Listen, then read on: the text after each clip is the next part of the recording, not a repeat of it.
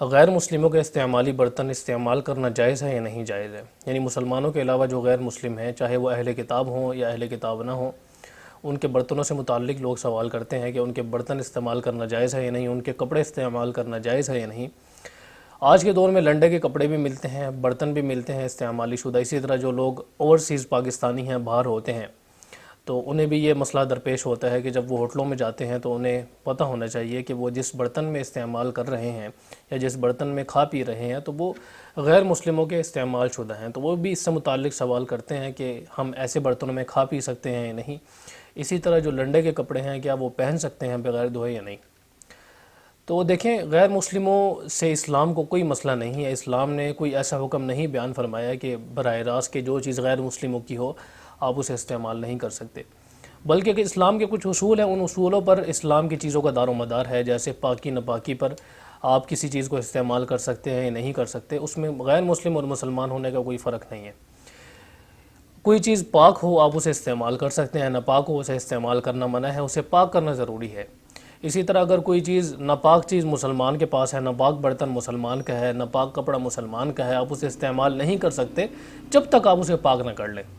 غیر مسلم کی پاک چیز ہے، آپ اسے استعمال کر سکتے ہیں، اسے پاک کرنے کی ضرورت نہیں ہے دوبارہ۔ تو اس پر پھر میں نے ایک آرٹیکل لکھا اور ساری حدیثیں اس میں جمع کی، حدیثوں کے ترجمے کیے، اس کے بعد فقہائے کرام کے اقوال اس میں جمع کیے۔ تو وہ یہ آرٹیکل تقریباً 22-25 صفحوں کا بن گیا، تو اس کے اندر یہ ساری چیزیں میں نے جمع کی ہیں۔ تو اسی آرٹیکل سے ہی میں یہ ساری آیات اور احادیث اسی سے میں آپ کے سامنے رکھتا ہوں۔ سورۃ المائدہ آیت نمبر 5 میں اللہ تبارک و تعالیٰ کا ارشاد ہے کہ الیوم احل لکم الطیبات وطعام الذین اوتوا الکتاب حل لکم وطعامکم حل لہم، کہ آج کے دن تمہارے لیے حلال کر دی گئی ہیں پاکیزہ چیزیں، اور ان لوگوں کا کھانا بھی حلال کر دیا گیا ہے کہ جنہیں کتاب دی گئی ہے، یعنی اہل کتاب کا، اور ان کا کھانا تمہارے لیے حلال ہے۔ تو یہاں کھانے سے مراد پارٹیکولر ذبیحہ ہے، اور ظاہر ہے کہ جب ان کا ذبیحہ حلال ہے تو ان کا کھانا بدرجہ اولیٰ، جو ان کے برتن ہیں وہ بدرجہ اولیٰ حلال ہونے چاہیے، کیونکہ کھانا بھی انسان برتنوں کے اندر استعمال کرتا ہے، تو برتنوں کی پاکی کا بھی اس آیت سے ہمیں پتہ چلتا ہے۔ پھر سورۃ التوبہ میں ایک آیت ہے جس سے لوگ یہ غلط فہمی میں مبتلا ہو سکتے ہیں کہ مشرکوں کا اور غیر مسلموں کے جو برتن ہیں وہ ناپاک ہوتے ہیں۔ سورۃ التوبہ میں آیت نمبر 28 میں اللہ تبارک و تعالیٰ کا ارشاد ہے کہ یا ایھا الذین آمنوا انما المشرکون نجس فلا یقربوا المسجد الحرام بعد عامہم ھذا، کہ اے ایمان والو، یقیناً مشرک نجس ہیں، تو اس سال کے بعد وہ مسجد حرام کے قریب بھی مت آئیں۔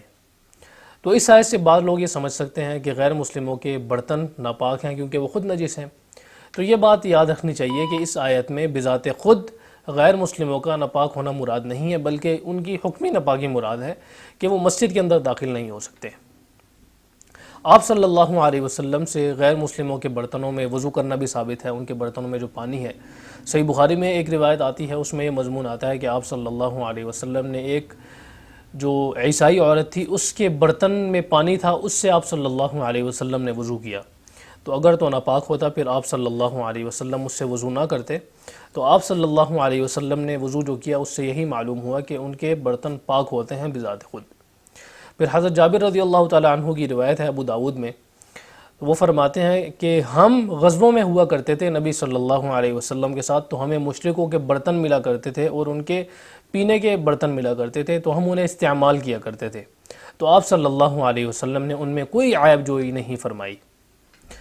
پھر عبداللہ بن مغفل رضی اللہ تعالی عنہ سے روایت ہے، صحیح مسلم میں روایت موجود ہے، وہ فرماتے ہیں کہ خیبر کے دن، یعنی جس دن خیبر کا قلعہ فتح ہوا، تو اس دن مجھے ایک چربی کی تھیلی ملی، تو میں نے اسے رکھ لیا اور میں نے کہا کہ میں کسی کو بھی نہیں دوں گا۔ تو وہ کہتے ہیں کہ میں متوجہ ہوا تو رسول اللہ صلی اللہ علیہ وسلم مسکرا رہے تھے۔ تو خیبر غیر مسلموں کا تھا اور یہودیوں کا تھا، تو اگر تو ان کے یہودیوں کے برتن اور ان کے جو استعمالی تھیلے وغیرہ ہیں اگر وہ ناپاک ہوتے تو آپ صلی اللہ علیہ وسلم اس پر تنبیہ فرماتے، لیکن آپ صلی اللہ علیہ وسلم نے تنبیہ نہیں فرمائی، بلکہ آپ صلی اللہ علیہ وسلم مسکرا دیے۔ اب کچھ روایات ایسی ملتی ہیں ہمیں کہ جن سے یہ معلوم ہوتا ہے کہ آپ صلی اللہ علیہ وسلم نے غیر مسلموں کے برتن دھونے کا حکم فرمایا ہے۔ تو یہ بات یاد رکھنی چاہیے کہ ان روایات میں غیر مسلموں کے برتنوں کے دھونے کا حکم اسی لیے آپ صلی اللہ علیہ وسلم نے فرمایا کہ انہیں یقین تھا کہ ان کے برتن ناپاک ہوتے ہیں، یا وہ خنزیر کا گوشت استعمال کرتے ہیں، یا وہ شراب استعمال کرتے ہیں۔ تو اگر تو ایسے غیر مسلم ہوں کہ جن کے برتنوں کا آپ کو یقین ہو کہ اس میں ناپاکی استعمال کرتے ہیں یا ناپاک چیزیں استعمال کرتے ہیں، شراب استعمال کرتے ہیں، اسی طرح جو خنزیر کا گوشت ہے وہ استعمال کرتے ہیں، تو انہیں دھونے سے پہلے استعمال کرنا پھر جائز نہیں ہوگا، کیونکہ وہ برتن ناپاک ہو گیا ہے۔ تو یہ صحیح بخاری میں روایت ملتی ہے، اس میں آپ صلی اللہ علیہ وسلم نے حضرت ابو ثعلبہ خشنی رضی اللہ تعالیٰ عنہ سے فرمایا کہ آپ غیر مسلموں کے برتن جو ہیں آپ اگر ناگزیر ہو تب استعمال کریں اور پھر بھی دھو کر استعمال کریں۔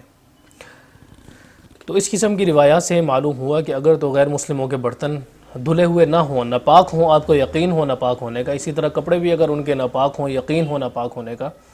تو انہیں آپ پھر دھو کر استعمال کریں گے۔ جہاں تک ہوٹلوں کی بات ہے باہر کے ممالک میں، تو ہوٹلوں میں عموماً جو برتن دوبارہ سرو کیے جاتے ہیں برتنوں میں کھانا، تو ان برتنوں کو دھویا جاتا ہے، تو وہ برتن پاک ہوتے ہیں، اگرچہ ان میں خنزیر کا گوشت بھی استعمال ہوا ہو تو برتن وہ دھل جاتے ہیں، تو اس کے بعد وہ پاک ہو جایا کرتے ہیں۔ پھر جہاں تک کپڑوں کا سوال ہے، لنڈے کے کپڑوں کا، تو لنڈے کے کپڑے انسان کو دھو کر استعمال کرنے چاہیے، کیونکہ عموماً ایسا ہوتا ہے کہ وہ باہر سے آتے ہیں اور اس میں پتہ نہیں ہوتا کہ وہ کیسے ہیں، پاک ہوئے ہیں یا نہیں ہوئے ہیں، ان پر ناپاکی لگی ہے یا نہیں لگی۔ اصل تو شریعت کا دار و مدار یہی ہے کہ اگر کسی چیز کے پاک اور ناپاک ہونے میں کوئی شک و شبہ ہو تو پھر پاکی کو ترجیح ہوتی ہے، تو انہیں آپ ویسے بھی پہن سکتے ہیں لنڈے کے کپڑوں کو بغیر دھوئے، لیکن اگر کوئی دھو کر استعمال کرتا ہے تو اس میں کسی شک و شبے کی گنجائش نہیں رہتی ہے۔